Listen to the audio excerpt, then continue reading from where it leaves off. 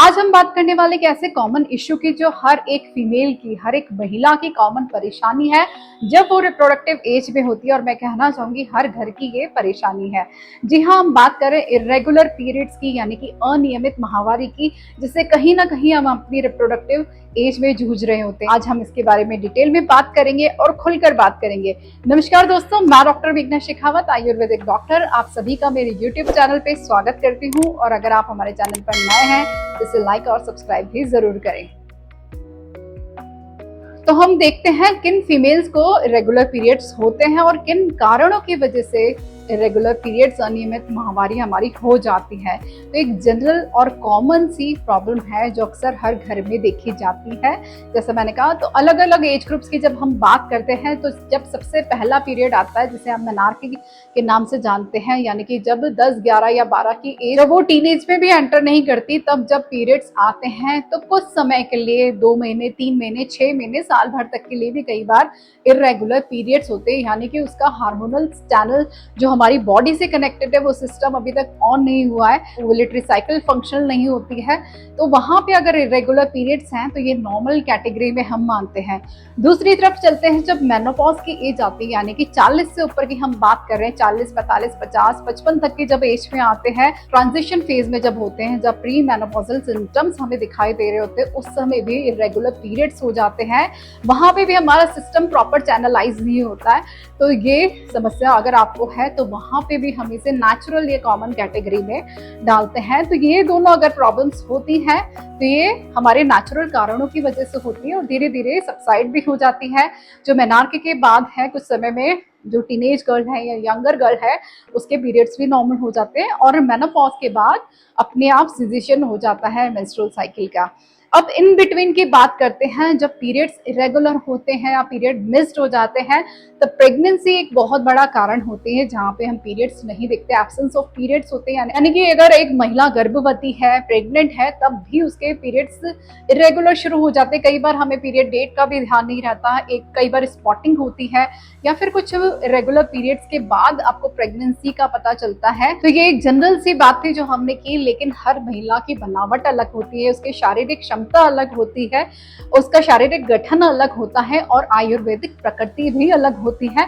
इसलिए पीरियड्स भी उनको अलग अलग तरह से आते हैं। नॉर्मल मेंस्ट्रुएशन की जब हम बात करते हैं तो उसे आइडियली 28 दिन माना जाता है, लेकिन प्लस माइनस 7 डेज करके 21 से लेके 35 दिन तक भी अगर आपको पीरियड्स आ रहे हैं तो वो भी नॉर्मल पीरियड्स में ही काउंट होते हैं।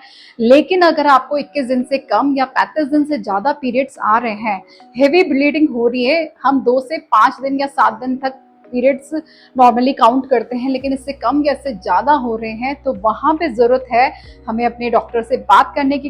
पीरियड इरेगुलर होने के बहुत सारे कारण होते हैं। उसमें सबसे पहला हम लेते हैं हार्मोन्स का डिस्टर्ब होना, यानी कि हमारी जो महिला के अंदर अलग अलग तरह के हार्मोन होते हैं, एस्ट्रोजन, प्रोजेस्टेरोन, प्रोलैक्टिन, ऐसे अलग अलग तरह के हार्मोन अगर इम्बैलेंस स्टेज में है तो उनकी वजह से आपको इरेगुलर पीरियड हो सकते हैं या मेंस्ट्रुएशन से लेके कुछ समस्याएं हो सकती है। इसके अलावा थायराइड हार्मोन भी एक बहुत बड़ा कारण बनता है। अगर आपको हाइपोथायराइडिज्म है या हाइपरथायराइडिज्म है, दोनों ही स्टेजेस में आपको पीरियड्स में समस्या हो सकती है, इरेगुलर पीरियड्स हो सकते हैं। तीसरी मेजर जो चीज आजकल देखी गई है, वो बहुत बड़ा कारण है स्ट्रेस। अगर आप स्ट्रेस में रहते हैं, एंजाइटी बहुत ज्यादा है, मूड स्विंग्स बहुत ज्यादा है, डिस्टर्ब बहुत ज्यादा रह रहे हैं, तो वो भी एक कारण बनता है आपको इरेगुलर मेंस्ट्रुएशन होने का।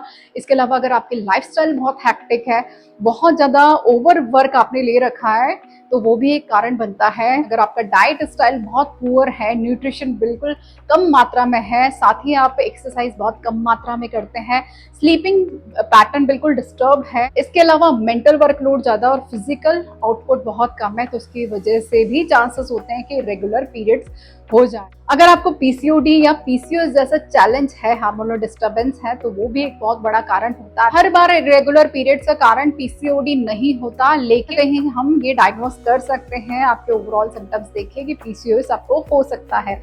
इसके अलावा डायबिटीज जैसी समस्याओं में भी इरेगुलर पीरियड्स देखे गए हैं। कुछ बीमारियों की वजह से भी इरेगुलर पीरियड्स होते हैं, जैसे फाइब्रॉइड्स है या फिर यूट्रस में किसी भी तरह की गांठ हो, सिस्ट की वजह से भी कई बार पीरियड डिस्टर्ब हो जाते हैं। तो इस तरह से अलग अलग चीज़ों की वजह से हमने देखा कि हमारी मेंस्ट्रुअल साइकिल डिस्टर्ब रहती है। तो ओवरऑल हमें करना क्या चाहिए? आयुर्वेद की नज़र से देखें तो हमारी जो शारीरिक संगठन है वो अलग अलग प्रकृति में बटा हुआ है, वात पित्त कफ। पित्त को हम देखें तो वो हार्मोन्स को रिप्रेजेंट करता है, यानी कि अगर आपके हार्मोन डिस्टर्ब है यानी पित्त का इम्बैलेंस बॉडी में है, और ओवरऑल तीनों दोषों का जब इम्बैलेंस होता है तो हमारे पीरियड्स भी इरेगुलर हो जाते हैं।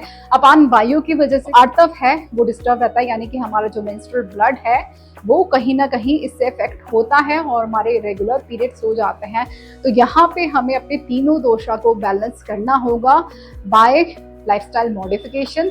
अलग अलग तरह की हम शारीरिक क्रियाएं करें, योगा कर सकते हैं, जितना हो सके सुबह मॉर्निंग वॉक कीजिए, नेचुरली ऑक्सीजन को इनहेल कीजिए, अपनी डाइट स्टाइल बहुत अच्छे से रखिए, जितना हो सके आपकी थाली बिल्कुल सात्विक होनी चाहिए, सीजनल वेजिटेबल्स और फ्रूट्स उसमें शामिल होने चाहिए, पानी का इंटेक बराबर मात्रा में हो, और खास कर हमारी किचन जो स्टोर हाउस है रेमेडीज का, हर्ब्स का, उसको जरूर अपनाएं। अगर आपके किचन के अंदर सिनेमन है यानी कि दालचीनी है, जिंजर है, अदरक है, टर्मरिक है, हल्दी है, तो ये आपके लिए एक बहुत अच्छा कमाल का काम करते हैं। आप सिनेमन टी ले सकते हैं, जिंजर टी ले सकते हैं, या फिर हल्दी वाला दूध भी ले सकते हैं।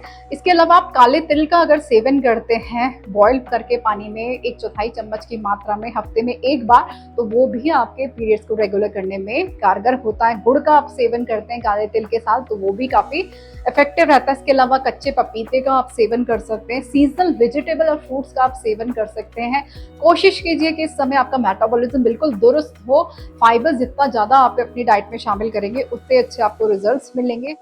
तो कुछ नेचुरल रेमेडीज से हम अपने आप को सही करने की कोशिश कर सकते हैं, लेकिन कई बार चीज़ें इतनी दुरुस्त नहीं होती, इतनी बिगड़ जाती हैं कि रेमेडीज से भी काम नहीं करता। ऐसे समय पे आप अपने डॉक्टर से कंसल्ट कीजिए। कुछ ऐसी दवाएं, कुछ ऐसी औषधियां हैं आयुर्वेद के अंदर जिसमें सबसे अच्छी फीमेल फ्रेंडली जो हर्ब मैं कहना चाहूँगी वो शतावरी है। शतावरी अगर आप दूध में आधा चम्मच की मात्रा में भी हफ्ते में 2 बार ले लेते हैं, डिपेंड्स एज पे आपको कितनी मात्रा लेनी चाहिए। तो अगर आप टीनेज में हैं तो आधा चम्मच की मात्रा में लीजिए, एक रिप्रोडक्टिव एज में है तो 1 चम्मच की मात्रा में हफ्ते में 2 से 3 बार लेंगे, तो ये आपके ओवरऑल रिप्रोडक्टिव सिस्टम को, आपके मेंस्ट्रुअल साइकिल को रेगुलर करेगा और बहुत ही इफेक्टिव है। अशोका रष्ट एक ऐसी दवा है, एक ऐसी औषधि है जो फीमेल के लिए एक वरदान का काम करती है, रामबाण का काम करती है ऐसी बीमारियों में, ऐसी परेशानियों में। तो आप उसका इस्तेमाल भी कर सकते हैं। खाना खाने के बाद 2 चम्मच अशोका रष्ट 2 चम्मच पानी में मिला के लेंगे तो इसके बहुत अच्छे रिजल्ट आपके पीरियड्स मेंटेनेंस में देखे गए हैं। तो फ्रेंड्स, इरेगुलर पीरियड होना एक चैलेंज तो है, लेकिन हम इसे नेचुरली भी ठीक कर सकते हैं। कुछ परेशानी इतनी ज़्यादा बढ़ जाती हैं, वहाँ पे हमें डॉक्टर्स की सलाह भी लेनी पड़ती है। तो इसको एक बड़ी परेशानी ना समझ के एक छोटा सा इसका सोल्यूशन निकालें और अपने आप को बिल्कुल स्वस्थ रखें। और हर परेशानी में हर महिला एक दूसरे के साथ खड़ी है। अपने घर की महिलाओं से बात करें, फीमेल से अपनी बात शेयर करें और तुरंत इसका इलाज लें और निश्चिंत होकर एक अच्छा स्वस्थ जीवन जिए। धन्यवाद।